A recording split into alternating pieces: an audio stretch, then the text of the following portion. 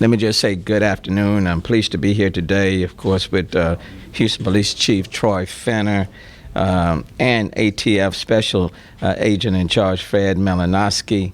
And I'm also certainly wanted to acknowledge Lieutenant Kathy Richards and Commander Tinsley Gwen Shaver, as well as the Violent Offender Squad. Let me just start off. For the past several months, local law enforcement agencies have worked together to solve a string of robberies targeting people near high-end stores and affluent areas in parts of Southwest Houston, Uptown, and near the Galleria, Highland Village.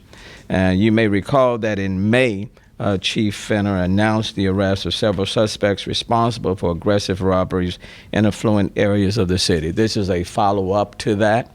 And I just want to say from the very beginning, extend my thanks to the chief, to ATF, to Fred Malinowski, to all of the individuals involved, the Violent Offender Squad. They have done a yeoman's job. And I think what you will hear today will be the results of their hard work.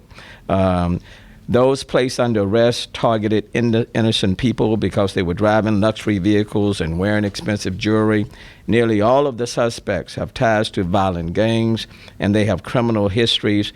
Houston Police, with the assistance of ATF, other agencies, and the use of technology, have worked nonstop, and literally nonstop, to solve these very dangerous and brazen armed robberies.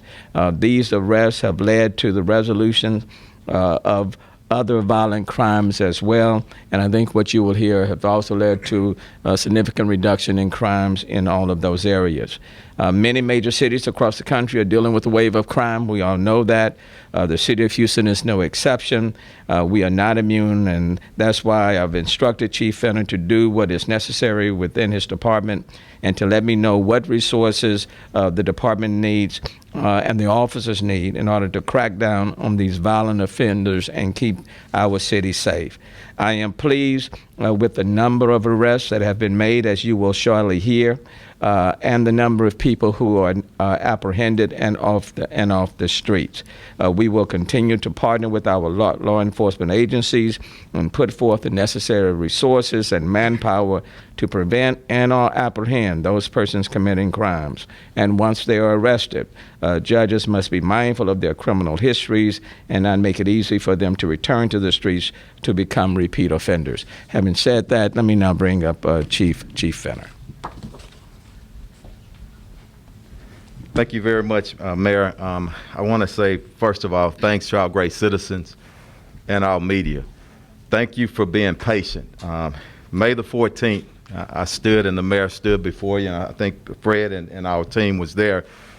We made 10 arrests.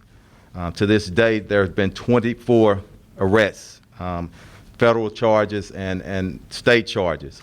And Commander Gwen Shaver will speak in detail to that here shortly, but I also want to thank her.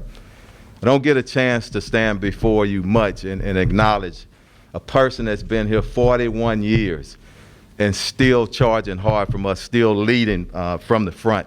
But I also want to thank Special Agent in Charge ATF, Fred Malinowski, the U.S. Attorney, Jennifer Lowry, our District Attorney, Kim Ogg, our Commander from Homicide, Kevin Deese, our Major Offenders, Commander Ron Borza, also our Gang Division Commander, Mike Fallhaber, also Midwest Commander Reed.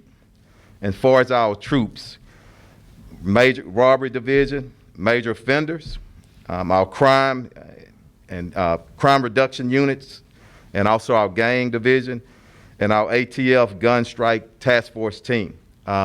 We have done great work, and I want people to know, and she'll go into a little bit of detail, but we do think these dangerous, very dangerous crews are responsible for the League City homicide, also our Grottoes incident where a detective and another gentleman was murdered. These are very violent people. As she will speak to our commander, a few of them are still outstanding. There's still investigations going on. But just one thing before I pass it over to our ATF SAC. Sometimes we have to withhold information when we have investigations going on. And again, I want to thank you for being patient on that. I'll never stand before you and say, withhold information for no reason at all. But I do not want to jeopardize a case, especially when we're dealing with some very dangerous individuals.